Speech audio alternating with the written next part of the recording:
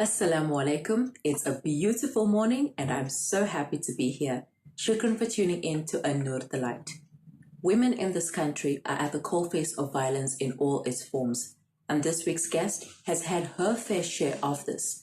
She, however, has risen above her situation and became a living inspiration. Join us as we learn more about Thaakirah Mohamed, the conscious revolutionist.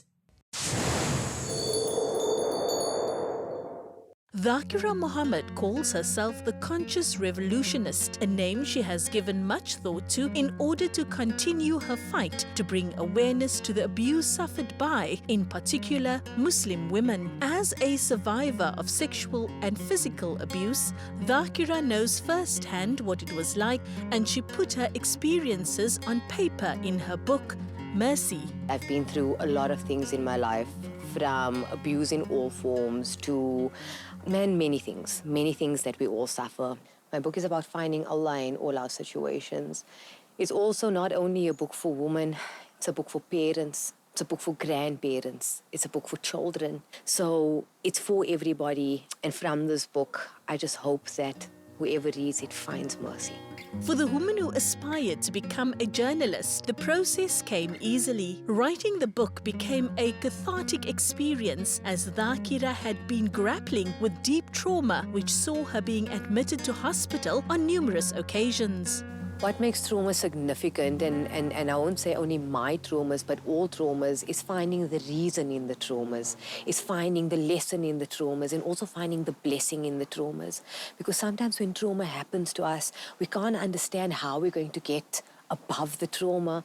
But someone just told me that the Almighty does not give you a test that you can't handle, and every test is a blessing. So the significance of these traumas was finding my way back to Allah subhanahu wa ta'ala. She, however, was determined to not allow this trauma to define her and found comfort and strength in Islam. By immersing herself in the spiritual side of the religion, she regained her strength, and her journey took her on a path to a better side of life. I lost my daughter and I named her Iman. I lost my twins. I believe that I had to lose her to name her this, to bring me back to faith. Because before her, I was very lost in my faith. So having a loss like that for me turned out to be the biggest blessing in my life. And finding my way, I'll never say that I'm perfect in Iman, but man, finding my way back to faith has been one of the most beautiful experiences of my life. Cape Town is well renowned for its karamats. It is here that pious and spiritual Muslims are buried, and it is also here that Thaakirah often comes to draw energy. I come here because I understood what they fought for. I understand their sacrifice, and also what better way to find healing than amongst the friends of Allah.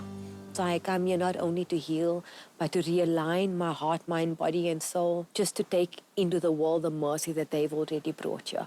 Thaakirah wanted to make a difference and sought out causes where she could contribute positively. One such place was Warriors of Hope, an organization who provide young girls with sanitary towels as well as life skills. She's made an amazing impression because she's young and she speaks from the heart and she's authentic. I think that is what I really love about her.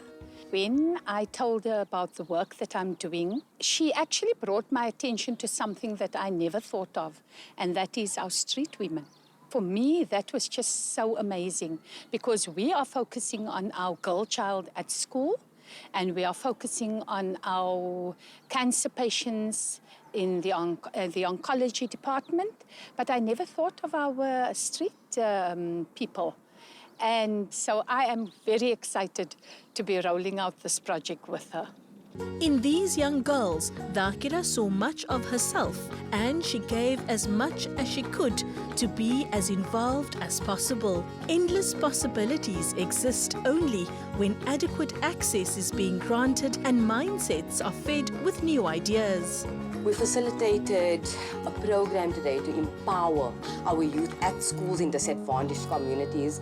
And myself, together with Warriors of Hope, we just want to bring empowerment to these kids around two things, around respecting themselves, around respecting their bodies, and also around the fact that in this environment, in this gang-infested environment, that there is hope, that there is a space of safety for them to be able to express whatever it is that's going on in their communities, and us be able to maybe facilitate or to help them around that. And then also involving the boys of the school. That was so important for me, to treat them as kings and queens so that they set examples in these schools for the sanitary projects that we're going to be running here, as well as, inshallah, just to uplift the school and to give them just a place of safety. That's what the 2021 project, and that is what we're trying to do this year, inshallah. She gives a voice to the voiceless. We had a session with our learners in the week here at the school. And because of what she's gone through, she talks to the children about that, and they could connect with her immediately. I've been at the school for the past 4 years. I must say, alhamdulillah, I haven't experienced what these learners have experienced. And when she said to them that I've been there, they opened up like a flower. And we got things out of these kids that usually takes us a year. So, because they would say that, you know what, we're also going through the same thing. And so I am very, very excited for 2021. Giving back to the community is a pillar of Thaakirah's belief system. She's done this through her book, and now with Warriors of Hope, Zenit and her have formed a close bond since their first meeting and are planning great things. Our meeting was so beautiful that we didn't even feel like we just met. It felt like we already knew each other because we came with the same mission. And when Auntie Zenit and I, who just met last week, joined forces, we came with a mutual goal. And our mutual goal and our mutual dream was to rebuild a school that has nothing, to give them a space of just betterment and empowerment. And inshallah, this is going to be our 2021 project. I want to take my body and my mind and my soul into as many schools as I can this year, as much as Allah will facilitate. We are looking at 33 other schools, but this is just the first. It's just the beginning, and I'm so ready. Even though she endured so much negativity, one cannot help but walk away from an interaction with her filled with hope and strength. This warrior Muslim woman not only knows her power, but uses it to vanquish her enemy, the traumatic truth.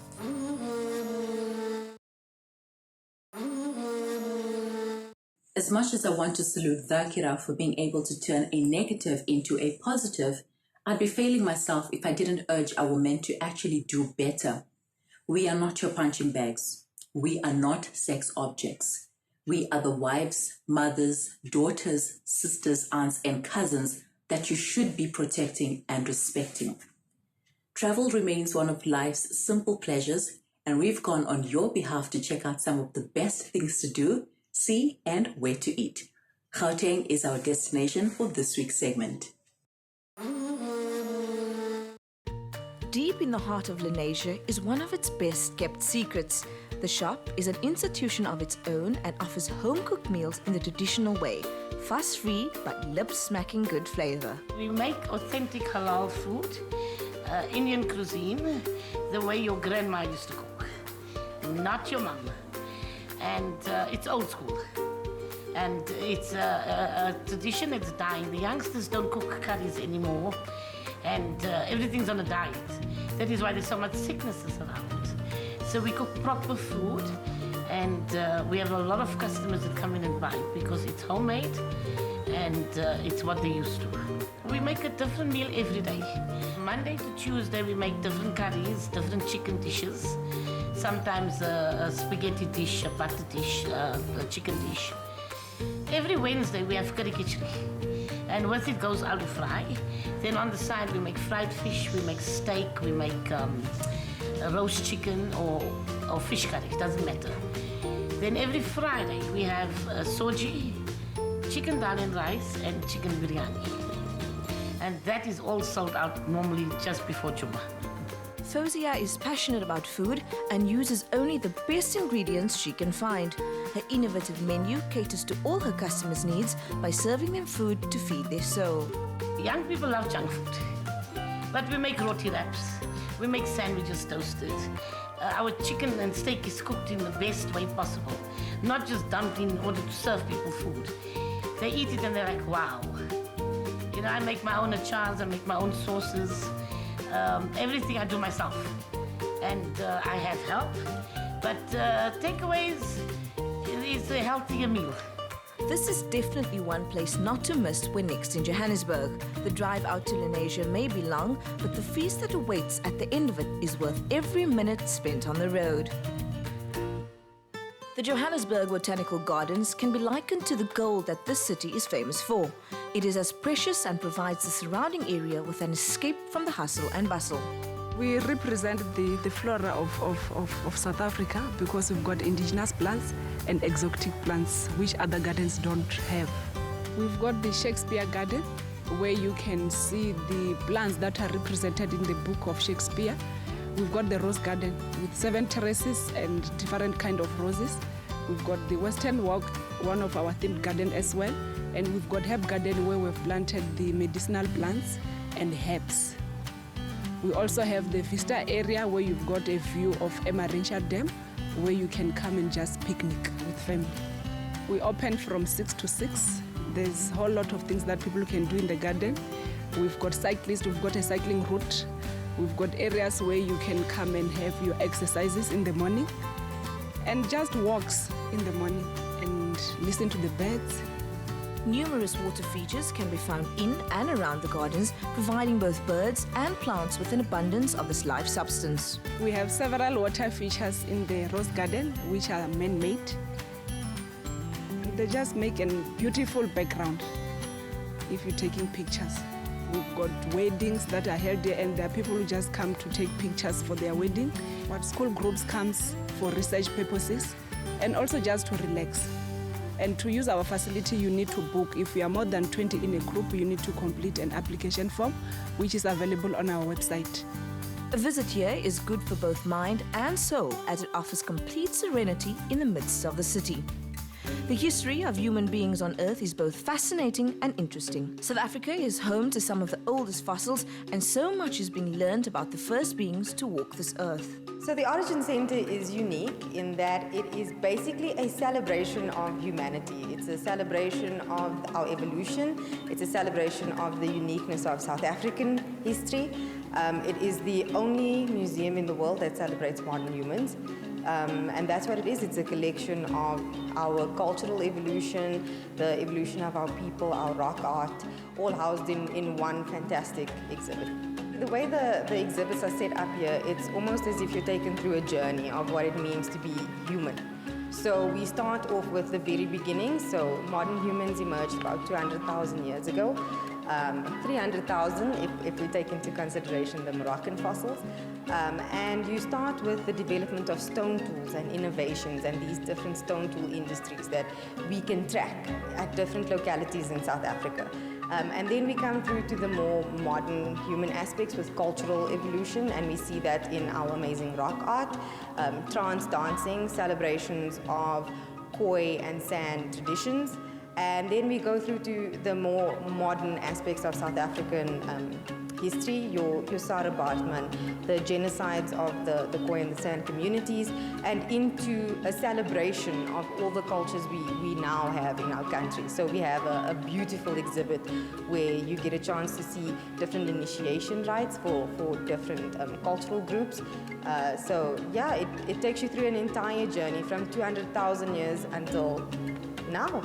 So opening times are 10 to 5 every single day, and that's from Monday to Saturday. We also do host talks. So we have public lectures, and if you follow us on any social media, you'll be able to keep up with that. We're on Facebook. You can check us on Facebook, where we will let you know when we're having certain guest speakers. Those tend to be authors of books, just popular topics that are going around in archaeology, in human evolution, in anything to do with humanity.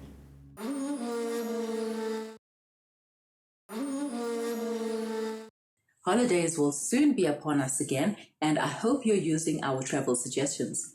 Why not send us a message on social media to let us know where you're going? Next up, we head to Durban to find out about the effects and response by the Muslim community there. Kwazulu Natal became the first province in South Africa to detect the COVID-19 strain. This resulted in a national lockdown, and a year later, life as we knew it remains only but a memory. As the second strain took hold and the infection rate soared, Kwazulu Natal again became a key province in the battle. Communities across the board were affected, and the death toll climbed at an alarming rate. What has happened is that compared to the first wave, this has been a shocker. The way it has come in now, the most I think we went up to the last time was 6 or 7. Now we have even done on one day 14 funerals. So there's been a heavy impact as suddenly with this COVID-19 hitting like this. This wave has been, it's something else altogether. And the other thing that we notice is that the age, there's a lot of people in the 30s and 40s that are passing out. Our youngest case was 22 years old. So, in that case, it's suddenly shot up. And for what reason, only Allah knows. Salim and his team handled the very first COVID-related death in the Muslim community during the first wave, so they had some experience in the protocols and standards that had to be in place. Nothing could have prepared them, however, for the deadly onslaught of the second wave. The first Muslim person that passed away from COVID, a male, was from Stanger. It happened late in the night, and we tried to get hold of Department of Health because obviously we wanted to follow the correct protocol. But we couldn't get hold of them, so shukr alhamdulillah, we did what we thought. We followed the guidelines, and we gave them a speedy recovery. By 4 in the morning he was buried. So alhamdulillah, that was good. One organization who's been at the forefront not just during COVID, but at all times, is the Islamic Medical Association. When the pandemic hit, Dr. Ibrahim Khan and his team sprung into action. When the COVID originally started, we found that there is going to be a demand for oxygen. So we did a little bit of market research as well, and we decided on the type of oxygenators we're going to buy. When the second wave came, we realized that the virus was more vindictive in its approach, and therefore we found there's an overload of patients going to hospitals. The hospitals were unable to cope with the number of patients approaching them for treatment. Then we decided that we're going to buy some more machines. We went out to the donors again and appealed, and alhamdulillah, we are quite satisfied to say that we got up to 100 machines being donated. Well, it was important for us to do this because we want to help save lives. We're trying to make a difference where we can. We're trying to serve humanity in the best way that we can. So that's where we come in to help just make a difference, to make it comfortable for those COVID-positive patients who are in need of this oxygen. COVID-19 affects the respiratory system, and the person often needs help breathing. Many hospitals became overwhelmed with requests for breathing apparatus, and the team at IMA Durban sprung into action to source, purchase and grant access to a number of patients who required this. The Oxygenator project is a project that's basically come to at a time when it's needed most. People are gasping for air. So we came up with the Oxygenator project where we realized that beds are full in hospitals. People can't get there. They can't get the help that they need. So we decided to open up our own campaign where we would help people to help breathe easier and be comfortable at home. So we introduced the IMA Home Oxygen campaign at a time when we know people can be comfortable at home. Apart from her work for the IMA Durban, Yasira also belongs to the Caring Sisters Network, whose aim is to assist where needed. Caring Sisters Network is a women's organization where we basically just arise to the occasion of need. We're addicted to making a difference. We decided to introduce a campaign where we can collect the funds, get funds donated for these oxygen concentrators. I started educating myself a little bit about the SATs and when an oxygen concentrator is needed. And that's when we just rose to the occasion and said, okay, this is the most needed project at the moment. We need funds for this. Started investigating and started procuring units. And here we are today. The IMA Durban is not only about saving lives, but also about assisting people with medical conditions. They run numerous programs in and around the region that ensures those from disadvantaged backgrounds get access to good health care. Islam teaches us to be generous, to be charitable. And I think being qualified as medical professionals, yes, of course, we are busy in our practices on a daily basis. We are seeing patients and we do a lot of charitable work in our practices.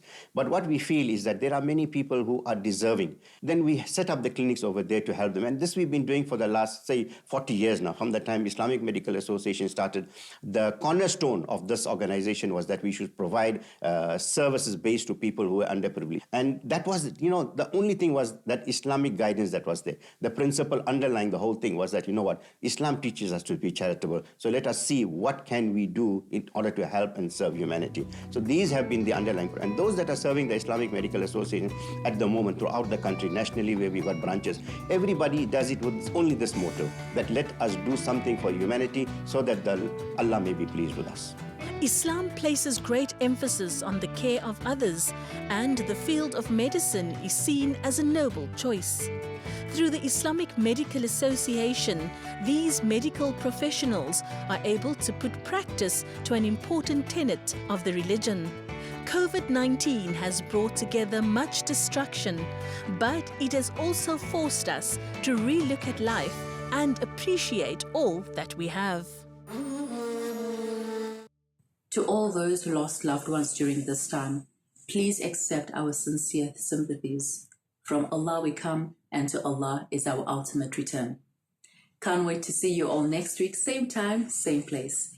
Kinna mare mokwanda, kire aribueri boraneng khabe. Assalamu alaikum.